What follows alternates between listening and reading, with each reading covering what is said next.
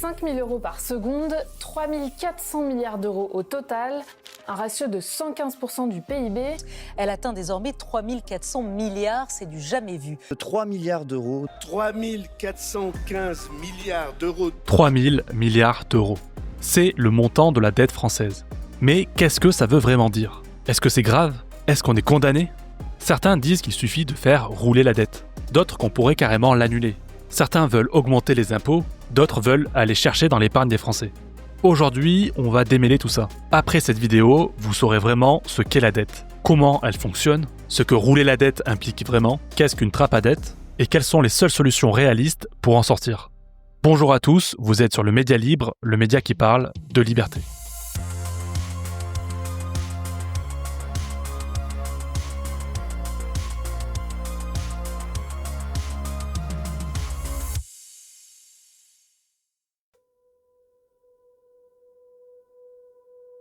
Lorsqu'on parle de dette publique, on fait référence à l'ensemble des emprunts contractés par les administrations publiques, c'est-à-dire l'État, les collectivités locales, les organismes de sécurité sociale et certains établissements publics, pour financer leurs dépenses lorsque les recettes ne suffisent pas. Mais revenons à la base. Comment fonctionnent les finances publiques ? Comme n'importe quelle organisation, une famille, une entreprise ou une association, l'État a un budget, avec d'un côté l'argent qui rentre et de l'autre l'argent qui sort. On a donc d'un côté les recettes, ce sont toutes les sources d'argent qui financent l'action publique. On y retrouve les impôts, comme l'impôt sur le revenu ou l'impôt sur les sociétés, les cotisations sociales pour la retraite, la santé ou le chômage, qui sont notamment prélevées sur les salaires, les taxes comme la TVA, les taxes énergétiques sur le tabac, le carburant, etc.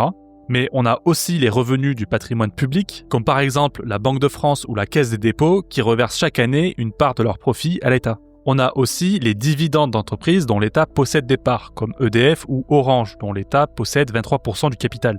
Et enfin, il y a d'autres recettes comme les amendes ou les ventes de biens publics et encore d'autres. Du côté des dépenses publiques, elles se répartissent en grandes catégories. On a les services publics comme l'éducation, la police, la justice, l'armée ou la culture, les salaires des fonctionnaires et élus, les dépenses sociales comme les retraites, l'assurance maladie, les allocations, le chômage, les investissements publics comme les infrastructures, la recherche ou la transition énergétique, ou encore les intérêts de la dette, mais ça, on va vite en reparler. Chaque année, l'État compare ses recettes à ses dépenses. Si les recettes publiques sont supérieures aux dépenses, on parle alors d'excédent budgétaire. Mais au contraire, si les recettes sont inférieures aux dépenses, on parle alors de déficit budgétaire. La dette publique, elle, c'est l'accumulation des déficits passés. Donc en résumé, le déficit public, c'est le flux annuel, la différence entre dépenses et recettes sur une année, alors que la dette publique, c'est le stock cumulé des déficits passés. Mais alors, que se passe-t-il lorsqu'un État est en déficit ? Eh bien dans ce cas, il y a deux solutions. En général, aujourd'hui, il va emprunter sur les marchés financiers en émettant des obligations d'État ou des bons du Trésor. Un bon du Trésor, c'est de la dette de court terme. Ce sont des titres que l'État émet pour se financer sur quelques semaines à un an environ, avec des taux d'intérêt nuls ou quasi nuls. En France, on parle de BTF, de bons du Trésor à taux fixe. Ensuite, on a donc les obligations d'État. Ce sont des titres pour financer l'État sur plusieurs années. Là, du côté des intérêts, il y a un coupon annuel, c'est-à-dire que chaque année, l'État paie un taux généralement fixe. C'est ce qui représente une grande partie des intérêts de la dette publique. En France, on parle d'OAT, d'obligations assimilables du Trésor qui peuvent aller de 2 à 50 ans. Une deuxième solution qu'a un État pour financer sa dette, c'est d'aller voir sa banque centrale et de lui demander de créer de la monnaie pour financer ses dépenses. Comment ? Aujourd'hui, ça serait plutôt soit en achetant directement des obligations d'État, soit en créditant directement le Trésor public. C'est ce que l'on appelle la monétisation de la dette. Alors en Europe, la monétisation directe est interdite par les traités européens, via l'article 123 du traité de Lisbonne. Et c'est pour une raison simple, c'est que monétiser sa dette, c'est vraiment pas une bonne idée. Injecter de la monnaie dans une économie érode la valeur de la monnaie et fait monter les prix. C'est notamment ce qu'ont montré les travaux de Milton Friedman. Et on a des exemples concrets. En Argentine, le ministre de l'économie Sergio Massa a financé les programmes sociaux, les dépenses préélectorales et les déficits par émission monétaire de la Banque centrale argentine. Il aurait imprimé plus de la moitié du peso argentin entre 2022 et 2023. Résultat, fin 2023, l'inflation annuelle était de plus de 200%. On a aussi le Venezuela qui connaît une hyperinflation chronique, notamment parce qu'il monétise sa dette. En fait, pour 99% des cas, notamment les pays de la zone euro, les États-Unis, le Royaume-Uni, le Canada ou le Japon, financer sa dette passe par un emprunt. Et qui dit emprunt, dit intérêt. Aussi, petite précision qui a quand même son importance, mais lorsqu'on parle de déficit, on distingue deux types. On a le déficit primaire, c'est-à-dire avant de payer les intérêts de la dette. Il indique si l'État vit au-dessus de ses moyens hors dette. Et donc le déficit total qui inclut les intérêts. C'est celui qui compte pour savoir si la dette augmente ou non. Un exemple simple, c'est si on a un déficit primaire de 2% du PIB et que les intérêts sont de 2% du PIB, alors le déficit total est de 4% du PIB. L'idée, c'est que si un pays a un déficit primaire, sa dette ne peut que monter. Et s'il veut stabiliser sa dette, il faudra un excédent primaire. Ce que l'on appelle la charge de la dette, c'est tout simplement le montant que l'État doit payer chaque année pour sa dette. Ce poste regroupe les intérêts versés aux investisseurs, les commissions techniques liées aux émissions et parfois les ajustements indexés. Par exemple, les obligations indexées sur l'inflation. C'est un poste budgétaire à part entière, au même titre que l'éducation, la défense ou la santé. Concrètement, chaque année, la France consacre environ 30 à 50 milliards d'euros pour la charge de la dette. Cela représente l'un des premiers postes de dépenses de l'État. Et oui, les Français paient ces intérêts chaque année. Pour 1 000 € d'impôts, 31 vont pour la charge de la dette. C'est autant que la défense et plus que pour la sécurité ou la culture. Les intérêts sont la composante principale du coût de la dette. C'est le prix que l'État paie pour emprunter. Il dépend de 3 facteurs essentiels. D'abord, le niveau général des taux d'intérêt, c'est le facteur déterminant. Si la Banque centrale remonte ses taux directeurs, les taux des obligations montent et donc la charge de la dette augmente mécaniquement. Par exemple, en 2020, les taux étaient proches de zéro, la dette était entre guillemets quasiment gratuite. En fait, les taux ont été artificiellement baissés par les banques centrales pour que les États puissent s'endetter pendant la crise sanitaire. Et en 2023 et 2024, les taux ont remonté à 3-4% et le coût de la dette a explosé. Aussi, les intérêts dépendent du risque perçu par les marchés. Quand un État emprunte, les investisseurs ne regardent pas seulement les taux affichés. Ils évaluent le risque que cet État ne rembourse pas facilement. Pour cela, ils analysent la trajectoire budgétaire, la croissance économique, la crédibilité du gouvernement, la stabilité politique, l'évolution des réformes structurelles ou encore le contexte géopolitique. Si un pays semble moins fiable ou plus fragile, les investisseurs exigent un spread, c'est-à-dire un taux d'intérêt plus élevé pour compenser le risque. C'est ici que les agences de notation interviennent. Elles attribuent une note de solvabilité aux États, en analysant ces mêmes facteurs. Une bonne note comme un AAA ou un AA, c'est un pays solide, qui aura donc droit à des taux faibles. Un pays avec une mauvaise note, un BBB ou un BB, c'est un pays jugé risqué, qui aura donc droit à un taux élevé. Les agences de notation influencent directement ce que les investisseurs pensent du pays, le niveau de spread exigé et donc le coût de la dette pour l'État. D'ailleurs, beaucoup d'investisseurs comme des fonds de pension, des fonds obligataires ou des banques n'ont pas le droit d'acheter de la dette trop mal notée. Enfin, le dernier facteur déterminant pour les intérêts de la dette, c'est la maturité du stock de dette. Une dette publique, c'est pas juste une seule obligation, c'est un stock composé d'obligations de différentes durées. Plus la maturité moyenne est courte, plus la dette doit être refinancée souvent, et donc elle sera très sensible aux hausses des taux. Et donc au contraire, si la maturité moyenne est longue, les taux actuels mettent des années à impacter le stock, et donc elle sera plus stable. La France a une maturité moyenne d'environ 8 ans, donc la hausse des taux ne se voit pas immédiatement, mais elle arrive progressivement. C'est ce que l'on appelle la réindexation progressive du stock. En résumé, le coût de la dette, c'est ce qu'on paie chaque année pour nos emprunts, principalement les intérêts. Et ces intérêts dépendent de 3 choses. D'abord le niveau des taux, ensuite le niveau de confiance des marchés et enfin la maturité de notre dette. Quand les taux montent, même si la France ne prend pas 1 euro de nouvelles dettes, l'addition augmente mécaniquement. Le rollover, ou en français rouler sa dette, c'est le mécanisme central de la gestion de la dette publique moderne. L'État ne rembourse presque jamais en cash. Quand une obligation arrive à échéance, par exemple une OAT de 10 ans émise en 2015, l'État ne sort pas un chèque pour rendre l'argent. À l'échéance, il se contente d'emprunter à nouveau. Il émet une nouvelle obligation d'un montant équivalent, souvent plus élevé. Et avec l'argent récolté, il rembourse la dette ancienne. Donc l'État rembourse les anciens détenteurs d'obligations avec l'argent obtenu en émettant de nouvelles obligations. Sur le papier, ça ressemble un petit peu à une pyramide de Ponzi. Mais du coup, quelles sont les conditions pour que cela fonctionne bien ? Tout d'abord, la croissance doit être supérieure au taux d'intérêt. L'idée, c'est que si l'économie croît plus vite que le coût de la dette, alors la dette devient plus légère en proportion du PIB.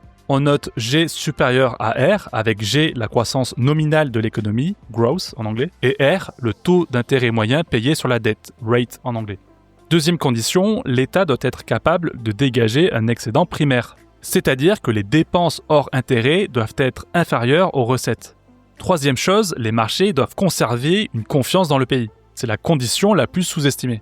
On l'a déjà évoqué, mais les investisseurs doivent croire que l'État pourra payer, que l'État est stable politiquement, que les institutions fonctionnent, que les réformes sont possibles et que la trajectoire de cette dette est crédible.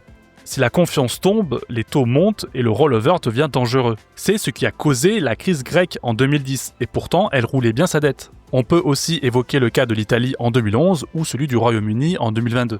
Quatrième condition, la maturité de la dette doit être suffisamment longue. Plus la dette est remboursée sur une longue période, moins il faut refinancer souvent. Moins on subit immédiatement les hausses des taux et plus le rollover est stable. Mais une autre condition serait d'avoir une banque centrale, disons, coopérative. Alors, on a vu qu'en Europe et aux USA, la monétisation de la dette par la banque centrale était interdite. Sauf qu'en réalité, la BCE peut racheter des obligations d'État sur les marchés financiers secondaires. En fait, une fois qu'une obligation est vendue, elle circule comme une action. Elle peut être rachetée par un fonds, par exemple. C'est une sorte de marché d'occasion. Et donc, grâce au marché secondaire, la BCE ou la Fed aux USA peut, si elle veut, racheter massivement des obligations d'État. C'est ce qu'on appelle le quantitative easing, ou en français, l'assouplissement quantitatif. Et c'est ce qu'ont fait les banques centrales en 2008 et 2020. Sauf que pour faire ça, elles créent de la monnaie. Alors c'est pas une impression physique, elles créditent numériquement les comptes des banques commerciales. C'est une sorte de monétisation de la dette officieuse. Et évidemment, c'est aussi inflationniste. Mais c'est pas tout. Si la croissance est mauvaise, alors une banque centrale peut baisser artificiellement les taux d'intérêt, pour donc respecter le critère principal, G supérieur à R. Le problème, c'est qu'en fait, dans le système monétaire actuel, les banques commerciales créent de la monnaie lorsqu'elles accordent des prêts. Dans ce cas, on parle de création monétaire indirecte. En baissant les taux d'intérêt artificiellement, cela va encourager les banques commerciales à accorder plus de crédit, et donc créer plus de monnaie, en plus de favoriser les mauvais investissements. C'est ce que nous enseignaient Friedrich Hayek ou Ludwig von Mises. Donc encore une fois, cela va créer de l'inflation. En résumé, rouler sa dette exige une croissance supérieure au taux d'intérêt, la confiance des marchés et une gestion budgétaire crédible. Mais les marchés ne financent pas indéfiniment un État qui accumule les déficits. L'État finit par compter sur sa banque centrale, ce qui conduit alors à une création monétaire, soit directe via le quantitative easing, soit indirecte avec les taux bas et le crédit. L'inflation qui en résulte réduit la valeur réelle de la monnaie, et sans le savoir, c'est le citoyen qui paie la dette à travers la perte de son pouvoir d'achat.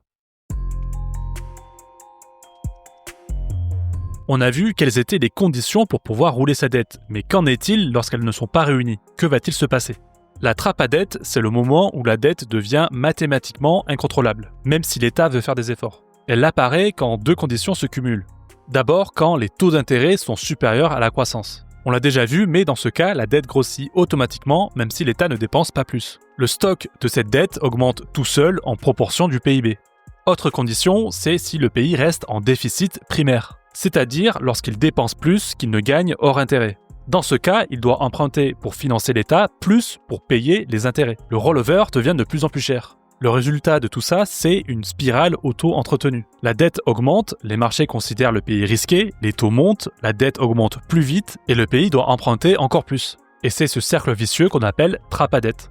C'est exactement ce qui s'est passé en Grèce en 2010, et ce qui menace tout pays dont la croissance stagne, les taux montent et les déficits primaires persistent. Alors la question est la suivante, où en est la France ? La dette publique française est d'environ 3100 milliards d'euros. Le ratio dette publique sur PIB de la France est d'environ 114%. La France vient de subir plusieurs dégradations de notation. Fitch Ratings a abaissé la note à A+, en septembre 2025. Standard & Poor's l'a également abaissé à A+. Moody's Investors Service a maintenu la note, mais révisé la perspective en négative. Le déficit public de la France est élevé, autour de 5% ou plus du PIB pour 2024 et 2025, bien au-dessus du seuil de 3% fixé par l'UE. Et actuellement, la France emprunte pour rembourser les intérêts sur sa dette. D'ailleurs, qui détient la dette française ? Environ la moitié de la dette française est détenue par des investisseurs étrangers, des banques internationales, des fonds d'investissement ou des fonds souverains. Et donc l'autre moitié est détenue par les Français eux-mêmes, notamment via les assurances vie. Les contrats en euros sont massivement investis en dette publique, les banques françaises, les fonds de pension, les fonds obligataires grand public, et même la Banque de France qui détient des obligations achetées via le quantitative easing. Donc quand on entend qu'on se doit la dette à nous-mêmes, déjà c'est à moitié vrai, mais surtout c'est absolument pas une excuse pour en avoir rien à faire de la dette, au contraire. Rentrer en défaut de paiement comme la Grèce reviendrait à mettre en défaut les épargnants français et les banques. Mais à ce stade, où en est la France dans son roulement de la dette ? La France rencontre un environnement de croissance modéré, voire faible. L'économie française peine à dépasser 1 à 2% de croissance réelle. Parallèlement, les taux d'intérêt que la France paye ont commencé à remonter. Le taux à 10 ans français approchant ou dépassant 3 à 4% dans certains cas. Cela suggère que R supérieur à G peut devenir une réalité, ou l'est déjà partiellement. Actuellement, la France est en déficit primaire, les dépenses hors intérêt dépassent les recettes. Et c'est pas étonnant, le dernier budget représentant un solde positif remonte à 1974. Le gouvernement a annoncé des objectifs de retour à un déficit inférieur à 3%, mais les marchés et les agences doutent de la faisabilité. Donc la condition excédent primaire potentiel n'est pas clairement à portée immédiate. Aussi, la maturité moyenne de la dette de la France est d'environ 8 ans selon les sources. C'est plutôt raisonnable, mais pas exceptionnellement long non plus. Une maturité plus longue donnerait plus de protection contre la remontée rapide des taux. Et concernant la confiance des marchés et des agences de notation, on l'a déjà évoqué, mais les agences de notation dégradent la France. De double A à single A dans certains cas. L'instabilité politique et la trajectoire budgétaire incertaine sont citées comme des sources de risque. La confiance est fragilisée, ce qui pèse sur la capacité à financer à bas coût. En conclusion, on ne peut pas dire que la France soit déjà en pleine trappe à dette, comme certains pays l'ont été. Mais elle est clairement dans une zone de fort risque. Le ratio d'endettement est élevé, les déficits sont persistants et les taux remontent. Mais comment la France peut-elle s'en sortir ? Quelles sont les différentes solutions à sa disposition ?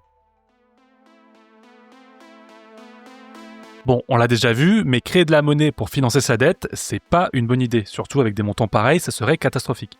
Pareil pour le quantitative easing, jusqu'à récemment, la Banque Centrale Européenne, comme on l'a mentionné, a déjà artificiellement baissé les taux, notamment pendant la crise sanitaire. Ce qui est au moins en partie responsable de l'inflation actuelle, en plus de la crise énergétique avec la guerre en Ukraine. Une autre solution proposée par Thomas Porcher serait de vendre le patrimoine français. Bon, déjà, on peut regarder mathématiquement. La dette s'élève à 3100 milliards d'euros. En face, le patrimoine de l'État, c'est des participations dans des entreprises, comme EDF, Orange ou la FDJ, de l'immobilier de l'État, comme des bâtiments administratifs, des casernes ou des terrains, du patrimoine culturel, comme les musées ou les monuments, ou encore d'autres actifs financiers. Même si on vendait toutes les grosses participations cotées, une énorme part de l'immobilier et divers actifs, on ferait rentrer quelques centaines de milliards, peut-être de l'ordre de 200 à 400 milliards en étant très agressif. Mais on est très loin des 3100 milliards de dettes. Donc non, vendre le patrimoine ne rembourse pas la dette. Au mieux, on grignote une partie du stock. Mais en plus, beaucoup d'actifs publics rapportent des revenus réguliers à l'État, comme les dividendes d'Engie, Orange, FDJ ou ADP, les loyers, les redevances ou les concessions, ou les profits de certaines entités publiques, comme les monuments par exemple, ou les musées. Par exemple la Tour Eiffel ou le Louvre. Si on vend, on encaisse en one shot, mais on perd les revenus futurs. Donc on améliore un peu le bilan d'aujourd'hui, mais on affaiblit le budget de demain. C'est littéralement comme vendre son appart pour rembourser une partie de son crédit utilisé pour l'acheter, et ensuite de devoir payer un loyer toute sa vie. Et enfin, ça ne règle rien si on continue à être en déficit. Même si, imaginons, on vendait pour 500 milliards d'actifs en faisant passer la dette de 3100 à 2600 milliards, si derrière on garde 5% de déficit par an, s'il n'y a aucune réforme et qu'on ne change rien aux recettes et aux dépenses, la dette repart comme avant. Dans 5-7 ans, on revient au même niveau que sans la vente d'actifs, car on a vendu un stock pour financer un flux. Autre proposition, annuler la dette de la France. C'est une idée répandue à gauche, mais certains parlent d'effacer la dette de la Banque Centrale Européenne. Sauf que déjà, c'est juridiquement impossible, les traités européens l'interdisent. Mais imaginons que la BCE décide exceptionnellement d'annuler la dette. Que se passerait-il ? Annuler détruirait la confiance dans toutes les dettes souveraines. On aurait une crise obligataire. Les investisseurs ne voudraient plus prêter par peur de ne plus pouvoir se faire rembourser.